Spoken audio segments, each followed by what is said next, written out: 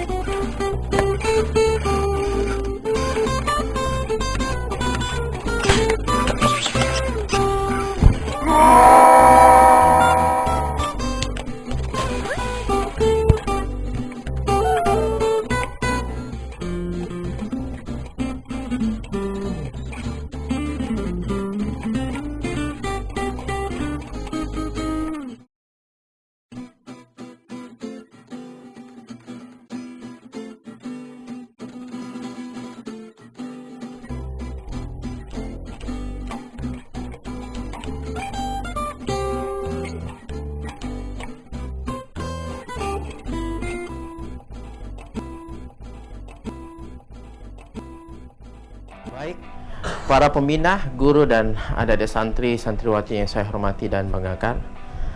Tadi kita telah melihat cuplikan video animasi ya tentang bagaimana pesan yang terkait manajemen konflik. Pertanyaan saya, pesan apa yang Bapak Ibu bisa atau para pembina guru yang bisa ditangkap dari video ini?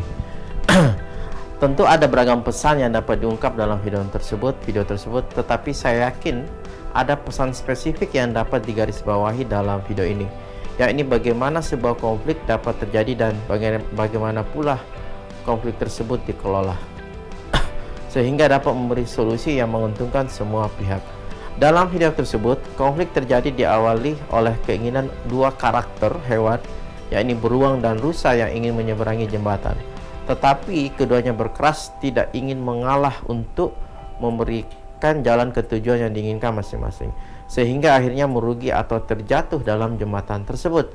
Karakter lainnya yang kita bisa lihat di akhir kasus yang pertama, yakni Raku dan Kelinci, memiliki keinginan atau tujuan yang sama dengan karakter sebelumnya, tetapi mereka mampu mengelola potensi konflik yang muncul dengan bersama-sama atau berkolaborasi mencari solusi dari permasalahan yang ada, yaitu si Rakun membungkukkan badan agar si Kelinci dapat dengan mudah melintas dan akhirnya mereka pun sampai di tujuan masing-masing dengan perasaan yang nyaman dan aman.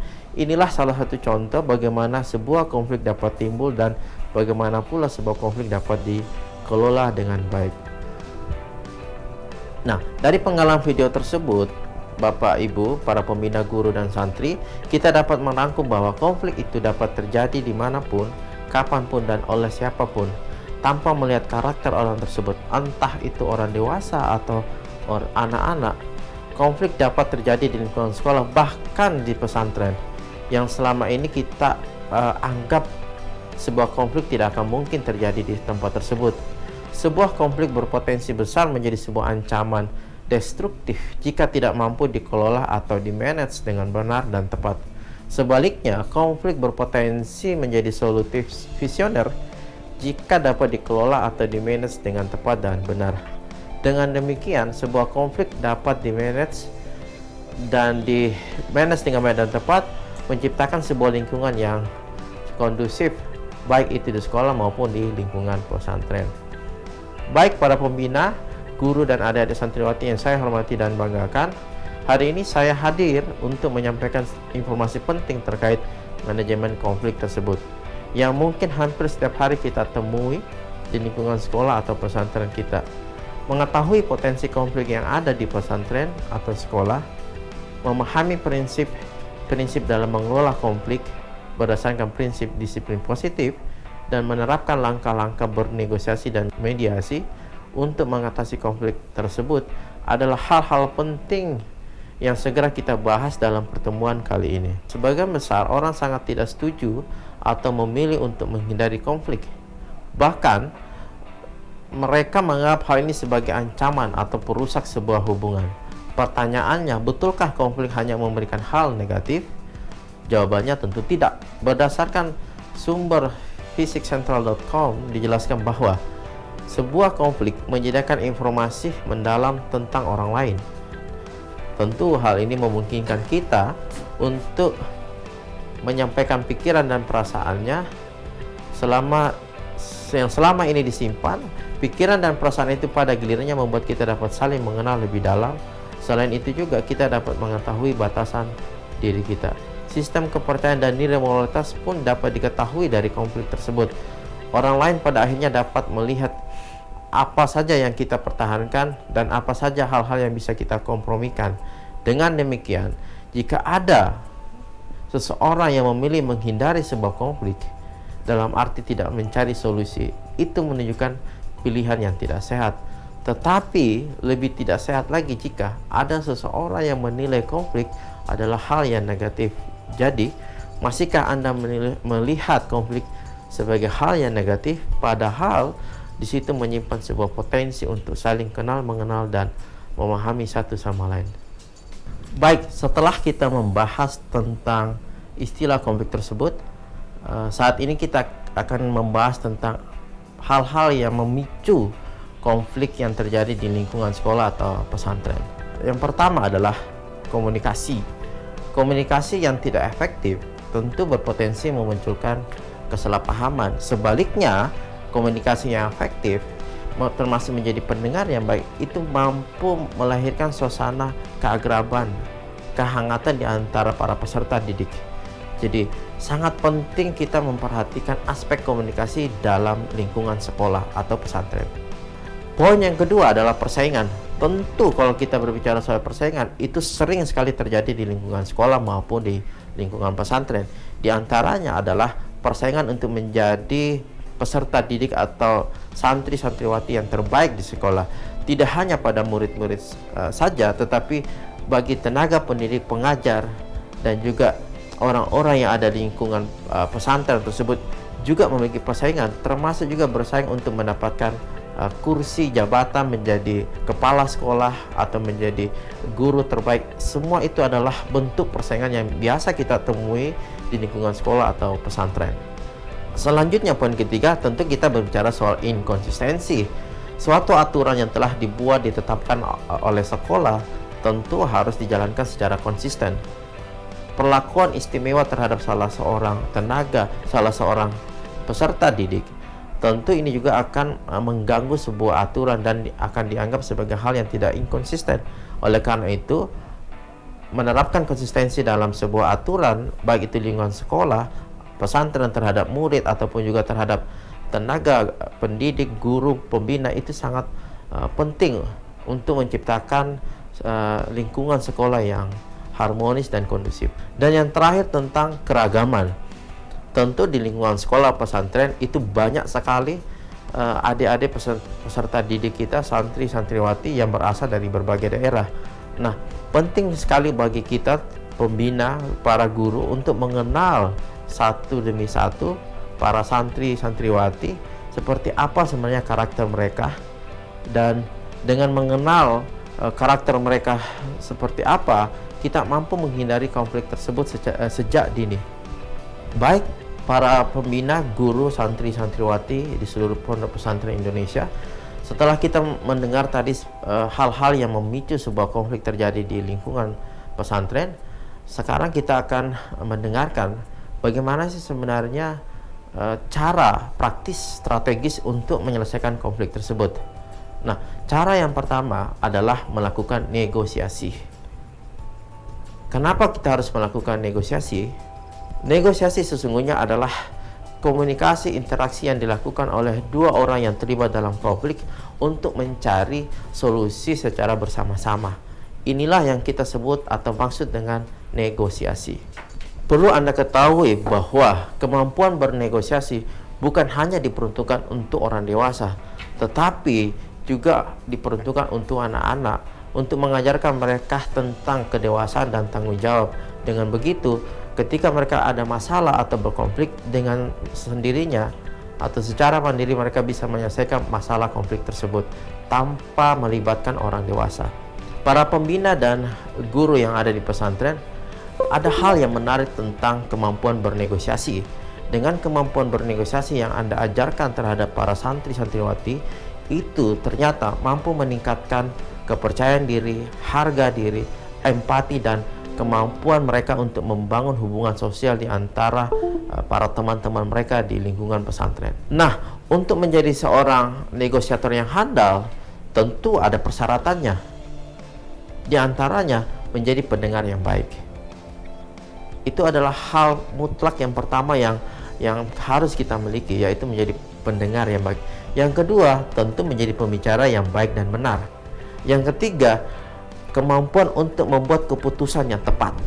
Jangan sampai keputusan yang kita buat itu keliru dan menimbulkan persoalan lain, sehingga konflik yang harusnya kita bisa selesaikan itu justru berlanjut. Dan yang terakhir sekali adalah kemampuan menyelesaikan masalah tersebut. Ini yang paling terakhir yang harus dimiliki oleh seorang negosiator yang baik. Nah, ketika kegiatan negosiasi ini mengalami jalan buntu, tentu kita harus memiliki alternatif lain. Apa itu? Yaitu mediasi. Apa itu mediasi? Mediasi adalah kemampuan menyelesaikan konflik dengan menghadirkan pihak ketiga atau bantuan orang lain di antara dua orang atau lebih yang sedang berseteru atau yang sedang berkonflik. Perlu kita ketahui bahwa kehadiran mediator ini tugasnya adalah untuk mengklarifikasi sebuah persoalan, mencari jalan keluar, serta menemukan solusi yang dapat disepakati dan diterima secara bersama-sama. Itulah fungsi dari kehadiran mediator. Perlu kita ketahui bahwa kehadiran mediator itu untuk membantu kita mengklarifikasi sebuah persoalan dan kebutuhan, serta untuk mencari solusi yang dapat disepakati dan diterima secara bersama-sama. Penunjukan seorang mediator tentu bukan hanya persoalan netralitas yang harus dimiliki oleh seorang mediator, tetapi ada juga keterampilan yang harus dimiliki sebagaimana seorang negosiator. Apa itu keterampilan yang harus dimiliki oleh mediator? Yang pertama adalah orientatif. Kemampuan orientatif adalah bagaimana seorang mediator dengan tegas memberikan sebuah solusi tanpa sama sekali memihak kepada salah satu pihak. Yang kedua adalah perseptif. Apa itu perseptif? Yaitu kemampuan seorang mediator dalam memahami dan melihat sudut pandang masing-masing pelaku konflik. Poin yang ketiga adalah emosional. Seorang mediator itu harus mampu mengelola emosinya dan tidak mudah marah.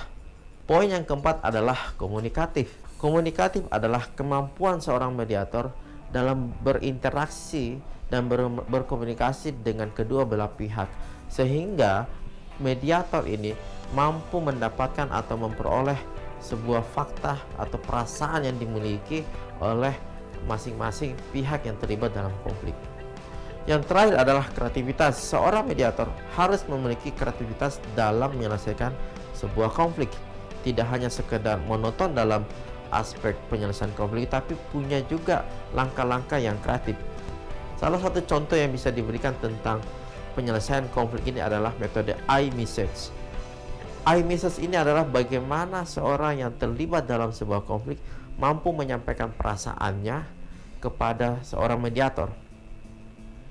Bisa jadi pihak yang berkonflik itu punya rasa malu atau tidak berani mengungkapkannya. Nah, dengan metode iMessage ini, pihak yang berkonflik itu salah satunya dapat menyampaikan persoalannya kepada sang mediator.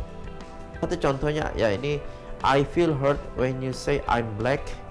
I want you to say happy words because I want to be your friends. Baik, sebagai terakhir saya ingin menyampaikan bahwa konflik ternyata itu bisa membantu kita untuk berpikir secara kritis, lebih efektif dan juga lebih efisien. Lebih daripada itu, kemampuan kita dalam melakukan manajemen konflik juga membantu kita untuk mengenal lebih dalam setiap karakter para santri, santriwati, para pembina maupun juga para guru di lingkungan pesantren. Yang kedua, saya ingin menyampaikan bahwa tidak hanya para orang dewasa, guru, para pembina, tetapi para santri dan santriwati juga perlu dibekali kemampuan negosiasi dan mediasi, sehingga setiap masalah atau konflik yang mereka temui itu dapat mereka selesaikan secara mandiri dan bertanggung jawab di lingkungan pesantren mereka. Terakhir sekali yang saya ingin tutup dalam materi kali ini tentang manajemen konflik, yakni bahwa Islam mengajarkan kita bagaimana cara menyelesaikan sebuah konflik, yaitu dengan cara musyawarah untuk mufakat. Dan hal ini jelas sekali dijelaskan dalam surat Ali Imran ayat 159. Demikian materi yang saya bisa sampaikan tentang manajemen konflik. Terima kasih. Assalamualaikum warahmatullahi wabarakatuh.